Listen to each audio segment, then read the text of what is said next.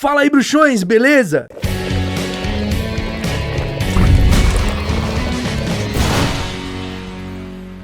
Tá começando mais um episódio do Papo Furado. O Papo Furado é aquele quadro que você manda sua pergunta sobre Harry Potter lá no meu Instagram, @CacoCardassi, e eu tento responder tudo aqui em um episódio.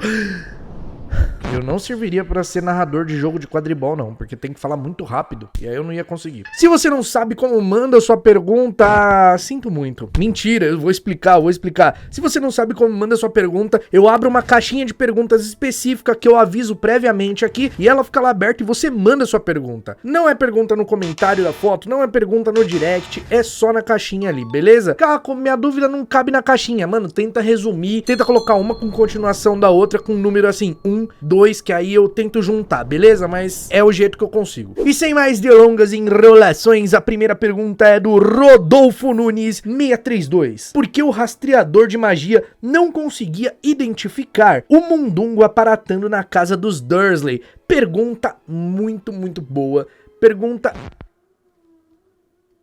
Moço, para com essa obra, deixa eu trabalhar aqui, meu filho. Embora meu trabalho seja gravar vídeo pela internet, ainda é um trabalho. Meu Deus do céu. Desculpa, galera, às vezes vai ser interrompido assim por obra, mas eu preciso gravar, fazer o quê? Uma pergunta muito boa, porque a gente sabe que o Ministério identifica que aconteceu magia. E aí, no caso do Harry, ele é o único que é menor de idade ali na Rua dos Alfeneiros e que é bruxo. E aí, eles sabem, pô, deu ruim ali, ele fez magia fora, então o rastreador funciona dessa forma. Aconteceu magia ali, o Mundungo aparatou. E por que não identificou? Se lá em Câmara Secreta o Dobby fez magia e a culpa caiu no Harry. Como que isso acontece? Eu explico como acontece. Se você estava esperando uma explicação totalmente plausível que faz sentido, não tem. Eu não sei explicar. É furo. Simplesmente é furo. Assim como a própria Tonks usa magia lá dentro da casa dos Dursley, também em Ordem da Fênix, quando a guarda avançada vai resgatar o Harry e não acontece nada. Também ali o Harry já tava, tipo, sabe aquela expressão? O que é um peido pra quem tá cagado? Então, o Harry já tava lascado mesmo. Então, acho que não fazia muita diferença. Mas a pergunta do Mundungo é muito válida. Como que não identifica? Eu queria saber. Eu fucei o livro todo quando eu vi sua pergunta e não achei nada específico. Nada. Exatamente nada. Então, eu vou considerar aí um furo. Se alguém souber a resposta disso, se quiser comentar aí embaixo, fique à vontade. A próxima pergunta é do Caio Vesp. E ele quer saber como Grindelwald ressuscitou o Tilling. Ele estava com a Pedra da Ressurreição? Saúde pra Catarina. Obrigado. Catarina, pra quem não sabe, tá chegando agora aí, a minha filha que vai nascer. Obrigado, Caio, pelos votos de saúde. Muito obrigado. Desejo em dobro. Então, o Tilling não foi ressuscitado. Ele foi zumbificado, tá? Ele não tava vivo. Ele era uma espécie de inférios. Sabe, cadáver reanimado por artes das trevas? Era isso. Então, ele não tava vivo. E a Pedra da Ressurreição não ressuscita ninguém, tá? Então, mesmo se ele tivesse Pedra da Ressurreição ali, não ia adiantar de nada. Mas não tinha Pedra da Ressurreição. Nessa época, ela tava lá com a família Gaunt no Anel do Marvolo Gaunt, do avô do Voldemort. A próxima pergunta é da Paula Telinares. Se o Lúcio não sabia que o diário era uma Horcrux, como que o Dobby sabia e foi alertar o Harry? Pergunta muito boa, dúvida muito justa. O Lúcio não sabia que era uma Horcrux. O Dobby também não sabia que era uma Horcrux. O que o Dobby sabia era que o diário continha instruções terríveis sobre a abertura da Câmara Secreta e o plano de expurgar os nascidos trouxas de Hogwarts. Então, o que o Dobby estava alertando ali o Harry não era sobre o diário ser um Horcrux, não, era sobre os perigos que o diário oferecia. Não precisava saber que era Horcrux para saber que ele oferecia perigo, beleza? A próxima pergunta é da Gabriele Lizier. Como que aprende a aparatação sendo que não pode aparatar dentro de Hogwarts? Pergunta simples de ser respondida. No dia da aparatação, dos testes ali, né, o grande salão tem os feitiços de proteção anti-aparatação desativados, só ali naquele local, para que os alunos possam fazer, treinar, praticar e fazer a prova, beleza? Isso é respondido lá no livro Enigma do Príncipe. A próxima pergunta é da Isa Querten. Como tinham várias acromântulas filhas, não entendi o que é, noninvasive, sinoninho. Vamos aqui deduzir o que é na floresta. Se só tinha Aragog na floresta, resposta. Não tinha só Aragog. O Aragog tinha uma esposa, que era Mozag. Ele fala sobre isso também no livro Câmara Secreta. Ele explica lá que o Hagrid era um bom amigo, que graças a ele tinha aquele canto, tinha aqueles filhotes que apresentou a Mozag, que era a esposa dele. Então, ele tem sim. A próxima pergunta é da Flower_Clarita. Oi, Caco, tudo bom? Tudo bom, e você? Se o bruxo tiver um sonho, tem como ele colocar esse sonho numa penseira? Olha, pergunta muito legal mesmo. Cara, eu acho que sim, porque você se lembra do sonho? Se você se lembra do sonho, tecnicamente ele acaba sendo uma lembrança, ele acaba sendo uma memória, né? Então eu imagino que se você se lembrar do sonho, você consegue extrair e colocar na penseira. Agora, eu não sei se a penseira funciona só pra lembranças vividas, sabe? Vividas assim, acordadas, né? Não sonhos. Então, não sei, eu acredito que sim. Se é pra colocar memórias, lembranças, então, se você lembra do sonho, você tem uma lembrança. Então, acho que você coloca. Acho que sim. E você, o que acha? Próxima pergunta é do Marcinho Ortega. Caco, então, quando um ministro trouxa é trocado, a memória dele é apagada? Sou seu fã. Um abraço, bruxão. Valeu pelo carinho. Olha, é uma pergunta interessante, né? O primeiro-ministro trouxa, ele sempre é avisado que existe um governo bruxo, o ministro da magia vai lá, na ocasião se apresentar, falar o que acontece, porque, né, ele tem que ficar ciente, e aí entra toda a sessão de desinformação ali do mundo bruxo pro mundo trouxa, porque se acontecer alguma coisa, o primeiro-ministro não pode falar assim, é bruxaria. Ele tem que explicar de algum jeito que seja aceitável para os trouxas acreditarem, né? Então, por isso que tem esse contato todo. Eu acredito que possa ser um sistema de segurança eles alterarem a memória de quem sai do cargo, e aí apagarem só essas memórias referentes ao mundo bruxo. Eu acho que sim, seria um método seguro. Não sei 100%, não posso afirmar com 100% de certeza que é isso que acontece, beleza? Porque eu não sei, mas eu acredito que sim. A próxima pergunta é do Lucas_Coach. Fala, Caco, beleza? Como o homem pisou na lua, tem relato de algum bruxo que tentou ir ao espaço? Pergunta muito legal mesmo, uma curiosidade muito bacana. Os bruxos estudam muito a astronomia, eles estudam muito o espaço, os corpos celestes, então eu acho que é natural eles terem uma curiosidade, né, de saber como é, ou tentar descobrir como é. Eu não sei se eles já chegaram a realizar isso.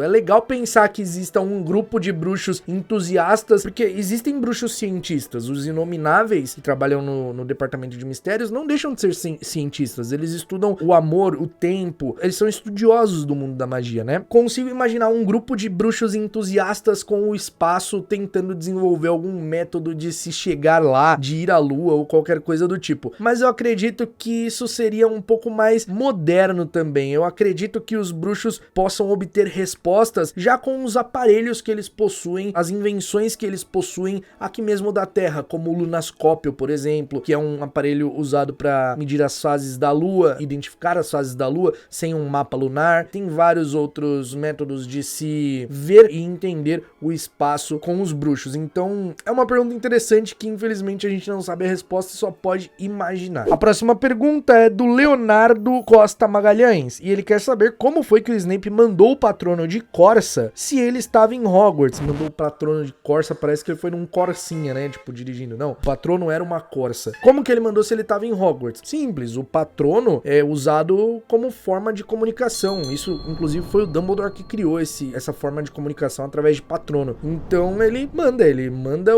por exemplo, o Kingsley Shacklebolt mandou o patrono dele lá do Ministério da Magia pro casamento do Guy e da Fleur. O Snape é a mesma coisa. De Hogwarts, ele mandou o patrono lá pra Floresta do Deão, que era onde o Harry e a Hermione estavam, porque ele sabia da localização, então ele mandou o patrono lá. Zero dúvidas quanto a isso. Próxima pergunta é da Joana Karen. Por que Newt e Tina iam morrer e Grindelwald só foi preso? Bom, o Newt e a Tina iam morrer justamente na mão do Grindelwald. O Grindelwald queria eliminar as coisas ali, eliminar as provas contra ele. E ele tava disfarçado de Graves. É ele quem condena o Newt e a Tina à morte. E aí ele ainda fala, pode ir, faça isso imediatamente que eu vou avisar a presidente, tipo, porque se ele fosse esperar a presidente, o aval da presidente, isso não ia acontecer. Então, a diferença é que eles foram condenados à morte porque foi o próprio Grindelwald que tava queimando ali as provas contra ele. Já o Grindelwald foi preso porque justamente era o que iria acontecer, né? O que era certo a se acontecer. Eu não sei como funciona, quais são os crimes que são passíveis de condenação à morte, a pena de morte, na comunidade bruxa norte-americana. Então, só por isso essa diferença, beleza? A próxima pergunta é do Alan Uchoa 11. Dumbledore lançou o feitiço do laço de sangue no Harry e tia dele. Quando ele morreu, não era pra desfazer? Então, as dúvidas sobre feitiços que se desfazem quando pessoas morrem e não se desfazem é meio que culpa minha nesse canal aqui, porque eu falei que quando as pessoas morrem, quando os bruxos morrem, os feitiços, eles são desfeitos, os feitiços que as pessoas lançou. Na realidade, o que eu tava dizendo era sobre alguns feitiços mais simples. Existem feitiços que, quando a pessoa morre, continuam funcionando, continuam ativos. Por exemplo, o feitiço de cola permanente no quadro da mãe do Sirius. Foi um feitiço que ela colocou e mesmo depois que ela morreu, o feitiço continuou ali. Então existem feitiços específicos fortes demais que não são desfeitos quando a pessoa morre, beleza? É relativo. Existem feitiços que são desfeitos e existem feitiços que são permanentes, que não são desfeitos. Show? E a nossa última pergunta, mas não menos importante, é uma pergunta ousada aqui, ó. Em um duelo entre Grindelwald e Harry, quem ganharia? Bom, a gente não sabe, mas eu vou dar a minha opinião sobre. Tudo que acontece entre Harry e Voldemort só acontece por motivos muito específicos na história dos dois. O Harry sobrevive por conta do sacrifício da mãe dele contra o Voldemort. O Voldemort não consegue tocar o Harry justamente por conta desse sacrifício. O Harry sobrevive só porque o Voldemort usa o sangue dele pra retornar, assim, prendendo ele à terra. As varinhas, como são gêmeas, acabam acontecendo tudo o que acontece. A varinha do Harry desenvolveu uma defesa contra o Voldemort, independente da varinha que ele estivesse usando, pela ligação que eles tinham. Uma parte da alma do Voldemort vivia dentro do Harry, então isso tudo contribuiu com o Harry derrotar o Voldemort, certo? Agora, no mano a mano, Harry e Grindelwald, sem nada disso, o Grindelwald dava um pau no Harry tranquilamente, mano. A gente tá falando do Grindelwald. Até o Voldemort, se não tivesse nada dessas condições aí, mesmo o Harry sendo um bruxo talentoso, sendo um bruxo poderoso, o Harry vai se tornando um bruxo poderoso à medida do tempo, mesmo assim ele, eu acho que não seria páreo, entendeu? Não seria páreo. Então a minha resposta é que o Grindelwald, nas condições comuns de bruxo pra bruxo, mano a mano, daria um pau no pequeno Harry. E você, o que acha? Não esquece de deixar o seu like nesse episódio, não esquece de comentar aqui embaixo o que você achou. É muito importante saber a sua opinião, eu quero saber aqui embaixo, quero saber o que você achou de cada vídeo, o que você achou da resposta de cada pergunta, porque tem perguntas que não são conclusivas, né, não tem resposta oficial, então eu falo meio que o que eu acho aqui, e aí você pode falar o que você acha aqui embaixo. Show de bola? A gente se vê num próximo episódio aqui do Caldeirão Furado, e até lá, mal feito feito.